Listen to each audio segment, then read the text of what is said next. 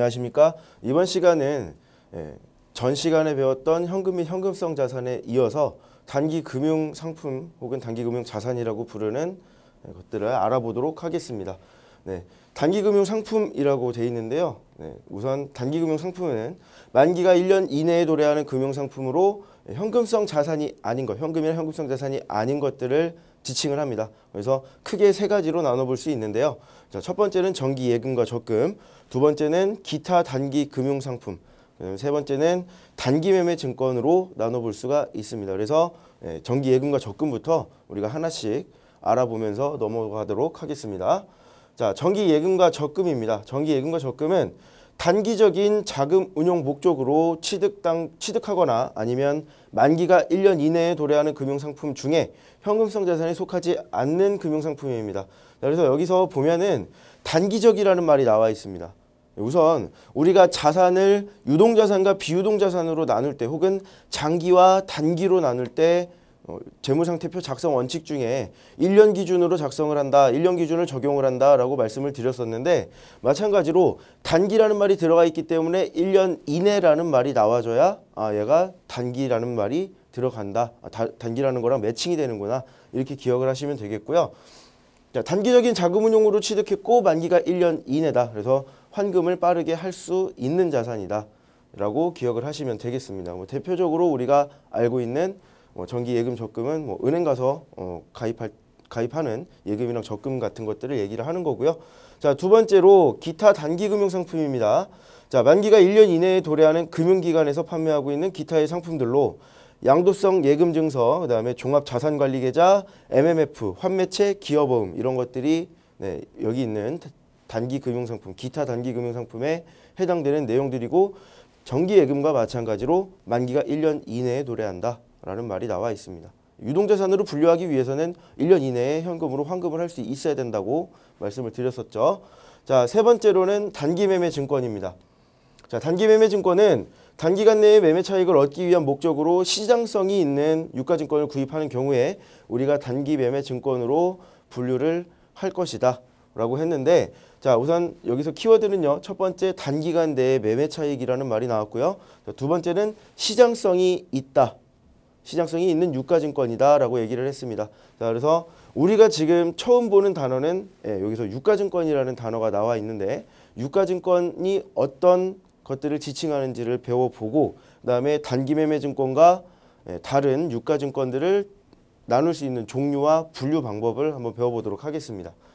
자, 유가증권입니다. 유가증권은 재산권을 나타내는 증권으로 적절한 액면 금액 단위로 분할되고 시장에서 거래되거나 투자의 대상이 됩니다.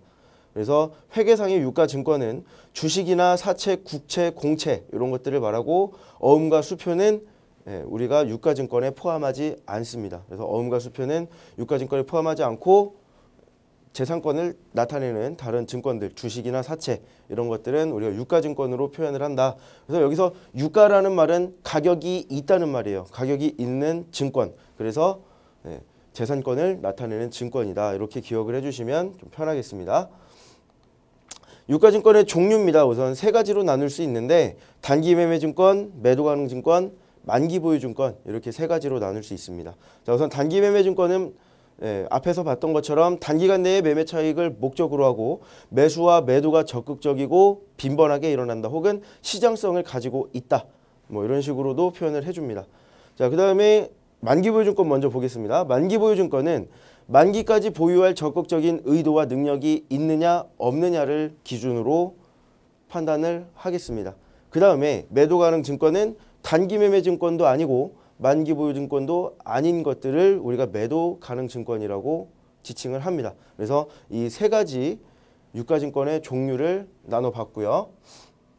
자, 이번에 유가증권을 구분해 볼 건데 앞에서 주식, 사채, 국채, 공채 이런 식으로 얘기를 했었는데 유가증권은 지분증권과 채무증권으로 나눌 수 있습니다. 그래서 지분증권은 우리가 대표적으로 주식을 얘기를 하고요. 그 다음에 채무증권은 우리가 사채, 국채, 공채 이런 것들을 얘기를 합니다.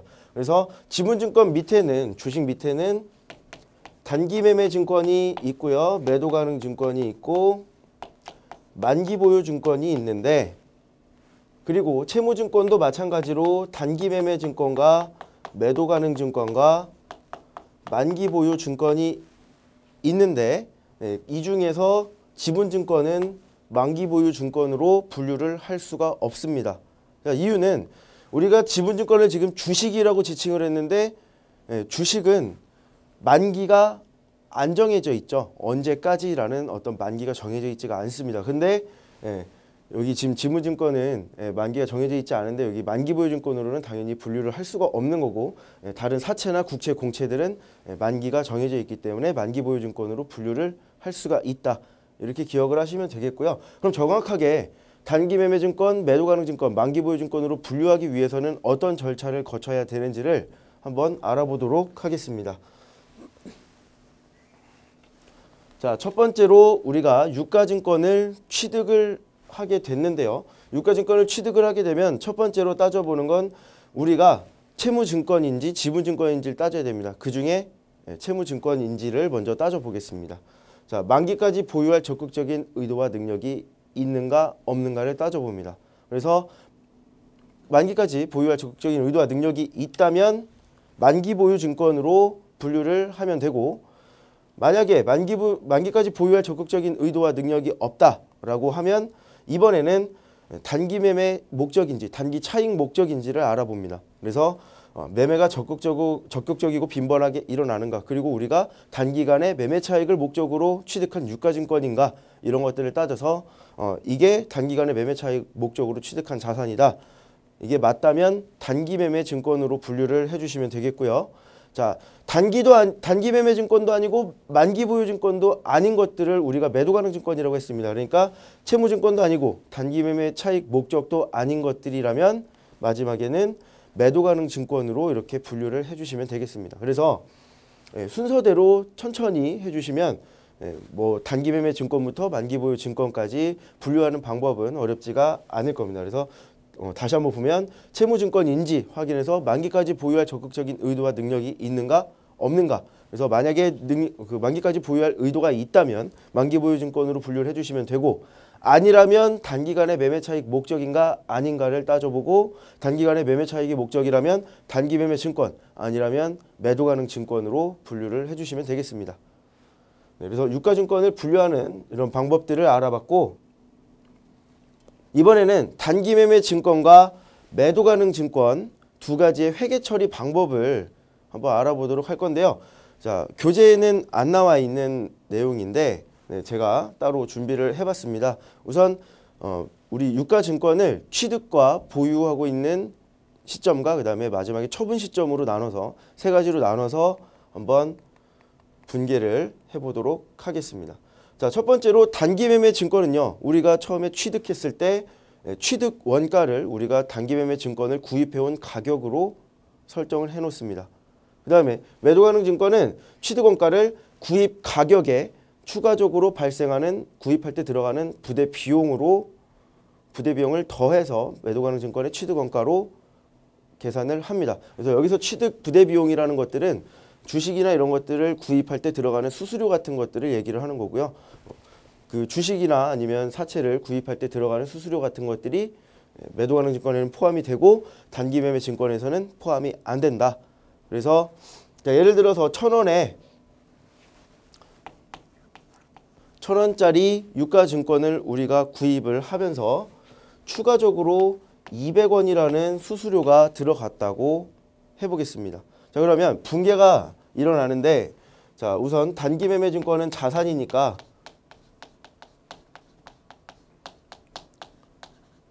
단기 매매 증권은 우리가 1,000원짜리를 구입한 걸로 올려주시면 되고요. 그 다음에 200원이라는 수수료가 발생했다 그랬습니다. 우리 FAT 2급에서는 지급 수수료라는 계정 과목을 쓸 겁니다.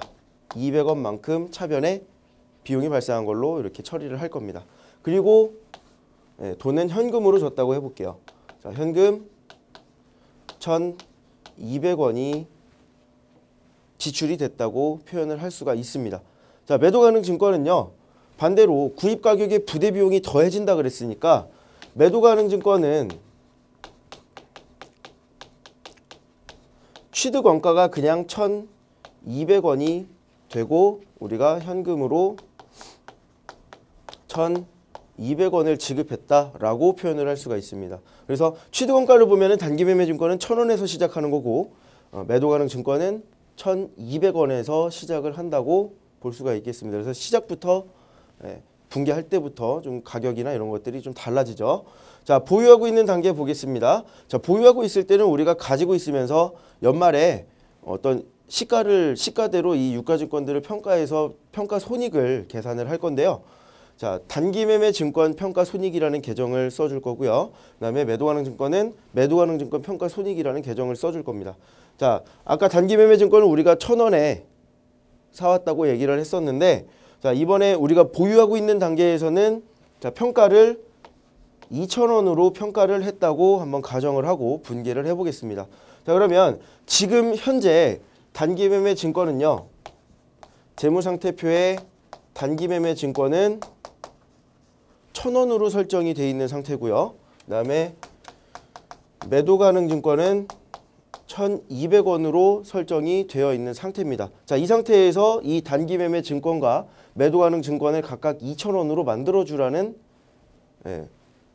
거래가 발생한 거죠. 그래서 단기매매 증권은 줄여서 쓰도록 하겠습니다. 자, 단기매매 증권은 1,000원만큼 가격이 올라가면 되겠죠. 그리고 단기매매 증권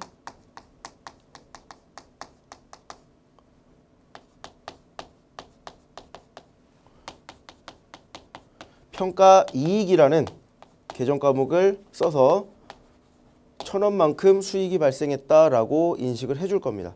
그 다음 두 번째 매도 가능 증권은 우리가 1,200원으로 설정을 해놨었고 이제 2,000원으로 만들어줘야 되니까 매도 가능 증권은 800원만큼 늘어나면 되고요. 그리고 이 마찬가지로 대변의 매도 가능 증권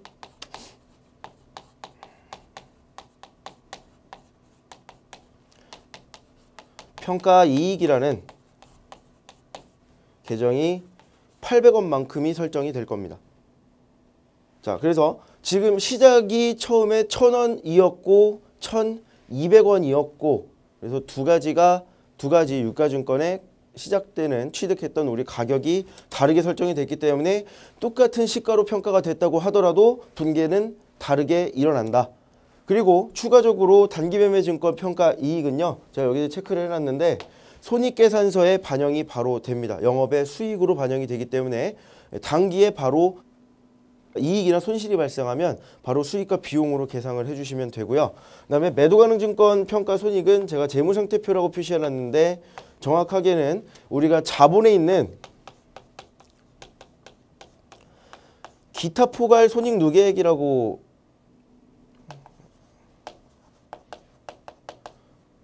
기타 포괄 손익 누계액이라는 계정을 우리가 확인을 했었는데 기타 포괄 손익 누계액에 반영이 됩니다. 그래서 단기매매 증권은 단기 손익에 바로 반영을 시키는 거고 매도 가능 증권은 단기 손익에 반영되는 게 아니라 기타 포괄 손익 누계액에 반영을 해놓는다. 이번에 단기의 손익으로 인식하지 않는다라고 알고 계시면 되겠고요. 자, 마지막으로 이제 처분을 해보는데 처분은 우리가 3,000원에 팔았다고 해보겠습니다. 자, 지금 현재 단기매매 증권과 매도 가능 증권은요. 각자 1,000원과 1,200원이었다가 다시 재무상태표를 그려보면 단기매매 증권은 지금 현재 2,000원이고요. 그 다음에 매도 가능 증권도 2,000원으로 표시가 돼야겠죠. 둘 다 2,000원으로 지금 우리가 보유 단계에서 설정을 해준 상태고 자, 다음 처분할 때는요. 우리가 단기매매 증권 처분 손익과 매도 가능 증권 처분 손익을 계산할 건데 자, 단기매매 증권은 3,000원에 팔았다고 하면 우리가 가지고 있던 단기매매 증권을 2,000원어치를 가져다가 판 걸로 우선 대변에 입력을 해주시고 자, 그 다음에 3,000원에 팔았다 그랬으니까 우리가 현금을 자, 3,000원을 받았다고 우선 표시를 할 수가 있습니다. 자, 그 다음에 우리가 팔면서 실제로 남긴 이익은 1,000원이기 때문에 자, 단기매매 증권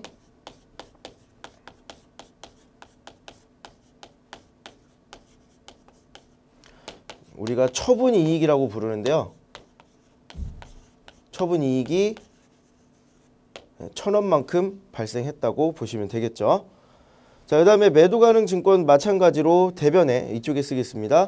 자, 대변에 자, 매도가능증권이 우리가 2,000원어치만큼 없어졌는데, 자, 이 매도가능증권은요 단기매매증권이랑 다르게 우리가 올려놨던 기타 포괄 손익누계액에 반영을 시켜놨던 평가 이익을 매도가능증권이 처분될 때 같이 없애줘야 됩니다. 그래서 대변에 있었던 평가 이익을 차변에 자, 매도가능증권 줄여서 쓰겠습니다. 평가 이익이 800원만큼 줄어야 되고요. 그 다음에 우리가 돈은 현금으로 3,000원을 받았으니까 이렇게 우선 표시를 해줄 수가 있겠죠. 자, 이 상태에서 자, 차대변의 합계 금액을 한번 따져보겠습니다. 자, 차변에는 지금 3,800원이 나왔고요. 대변에는 2,000원밖에 안 나왔어요. 그러면 이쪽에 매도가능증권 처분 이익으로 1,800원만큼을 반영을 시켜주면 되겠죠. 자, 그러면 지금 처음부터 다시 한번 살펴보면 우리가 단기매매증권을 취득할 때는 단기매매증권을 1,000원이라고 올려놨었고요. 매도가능증권은 1,200원이라고 재무상태표에 반영을 해놨었습니다. 이렇게 가지고 있다가 2,000원으로 평가하면서 단기매매증권과 매도가능증권으로 둘 다 2,000원으로 반영을 해놨는데 단기매매증권은 지금 보유 단계에서 1,000원이라는 이익을 우선 계상을 했고요. 자, 그 다음에 마지막에 처분할 때는 우리가 3,000원에 팔았는데 2,000원짜리를 3,000원에 팔았으니까 단기매매증권 처분이익은 1,000원이구나 라고 우리가 인식을 할 수가 있겠고, 자, 매도가능증권은요 우리가 보유 단계에서 이익으로 인식한 게 없기 때문에 손익계산서에 반영을 한 게 없기 때문에 마지막에 이익을 한 번에 1,800원을 계산을 해줘야 된다. 그래서 좀 쉽게 계산을 하려면요 이렇게 분계를 하시는 게 당연히 좋겠지만 계산을 좀 빠르게 하고 싶다라고 하면 자, 평가를 했을 때의 보유 단계에서 평가를 했을 때의 마지막 금액에서 단기매매증권은 처분 금액으로 이쪽에 한번 체크를 해볼까요? 네, 단기매매증권은 보유 단계에서 처분 금액으로 처분 이익을 계산을 하시면 바로 2,000원에서 3,000원에 팔았구나 라고 계산이 나오고요. 1,000원만큼 남았구나 라고 바로 계산할 수 있고요. 자, 매도가능증권은 반대로 취득 원가에서 처음에 취득했을 시점에서 마지막에 처분하는 시점의 가격을 비교해 주면 되겠습니다. 그래서 이쪽 지우고 자, 계산을 해보면 우리가 1,200원에 샀던 걸 지금 얼마에 판 거예요?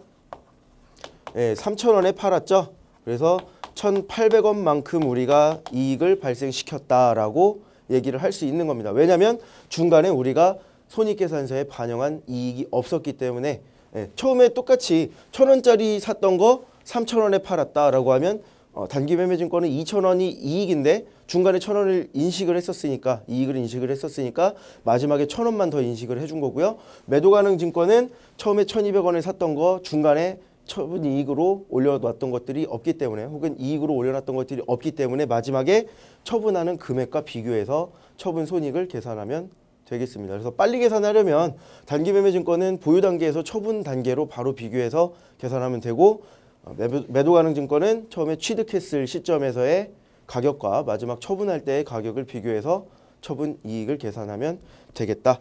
이렇게 기억을 하시면 좀 더 단기매매증권과 매도가능증권의 어떤 계산할 때 시간이나 이런 것들이 많이 단축이 될 거고요.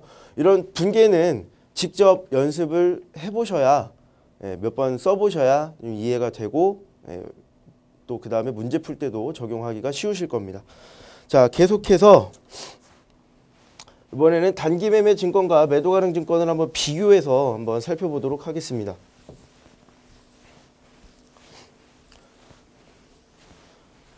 자, 취득 단계에서 우리가 매입 수수료, 부대 비용이 발생하면 단기매매증권은 아까 방금 전에 지급 수수료로 계산을 했었고요. 수수료 비용으로 처리를 했었고 매도가능증권은 우리가 취득원가에 취득 부대 비용으로 가산한다고 했었죠. 그래서 단기매매증권에서는 비용으로 처리하고 매도가능증권에서는 자산으로 처리를 한다. 자, 그다음에 평가 손익은요. 단기매매증권에서는 바로 수익 혹은 비용으로 인식을 합니다. 그래서 영업의 손익으로 인식을 해서 바로 손익계산서에 반영을 시켜주고요. 매도 가능 증권은 자본에 있는 기타 포괄 손익 누계액에 반영시켜서 이번에 이익이 발생한 걸로 치지를 않습니다. 자, 그다음에 처분 손익은요. 단기 매매 증권은 자, 평가 손익 발생했을 때 평가했었던 시점에서 마지막에 처분하는 시점으로 수익과 비용을 인식해 주자 그랬었고 바로 수익 또는 비용이 영업의 손익에 반영이 될 거고요. 마찬가지로 매도 가능 증권도 수익 또는 비용으로 해서 영업의 손익으로 반영이 될 건데 계산할 때는 취득했을 시점에서 마지막에 처분하는 시점으로 계산을 하자고 얘기를 했었습니다. 그래서 이렇게 기억을 하시면 되겠고요. 자, 계속해서 연습 문제 2개 풀어보고 마무리를 하겠습니다. 자, 첫 번째 문제입니다. 자, 다음의 내용을 붕괴할 경우에 차변에 기입되는 내용으로 올바른 것을 찾아라 라고 나왔습니다. 자, 보니까 단기간 내의 매매 차익이다 라고 나왔어요. 그러면 우리가 알고 있는 단기 매매 증권에 대한 내용이 되겠죠. 그래서 어떤 유가증권인지를 먼저 우리가 빨리 판단을 하는 게 중요합니다.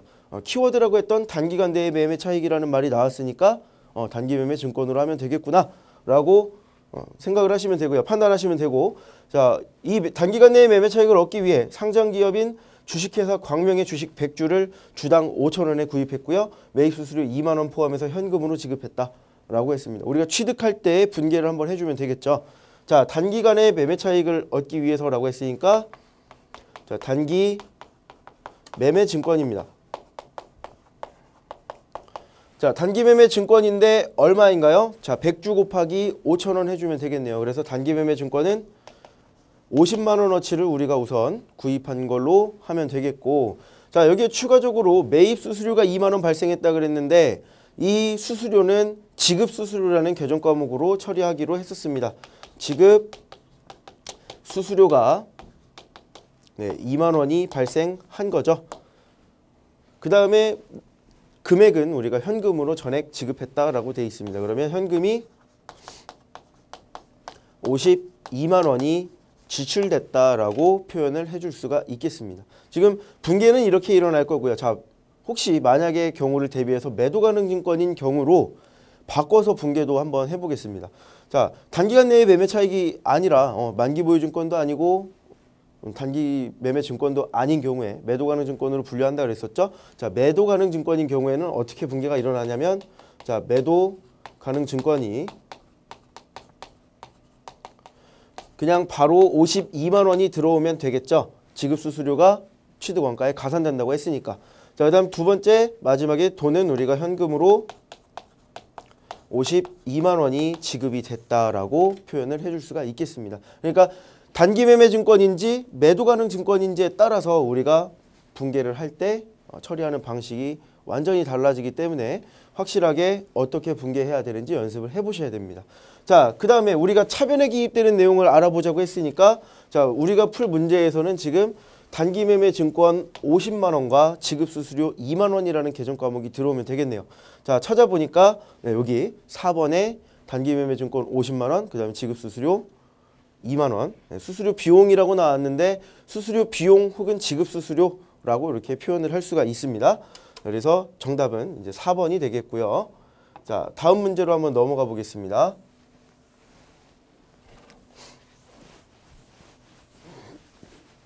자, 2번 문제 보도록 하겠습니다. 자, 다음은 단기 매매 증권 관련된 내용이고요. 이에 대한 설명 중에 틀린 것을 찾아라 라고 나왔어요.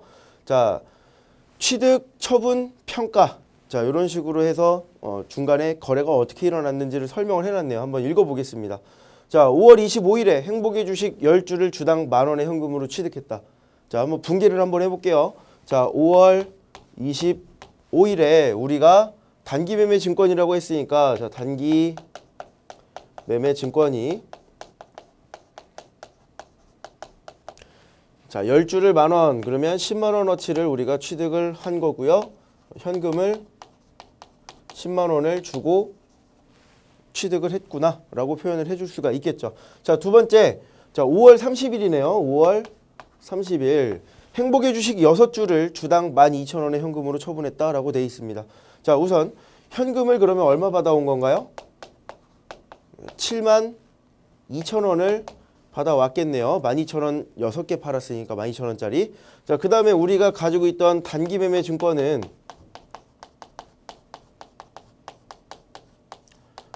자, 원래 10,000원짜리가 6개가 빠져나간 거니까 우리가 가지고 있던 재무상태표에서는 10,000원으로 표시되어 있던 게 6개가 빠져나간 거니까 60,000원이 줄어든 걸로 표현을 해주면 되겠고요. 그 다음에 마지막, 자, 현금이랑 단기매매 증권을 비교했을 때 지금 차변과 대변을 비교했을 때 차액이 12,000원 발생했죠. 자, 단기매매 증권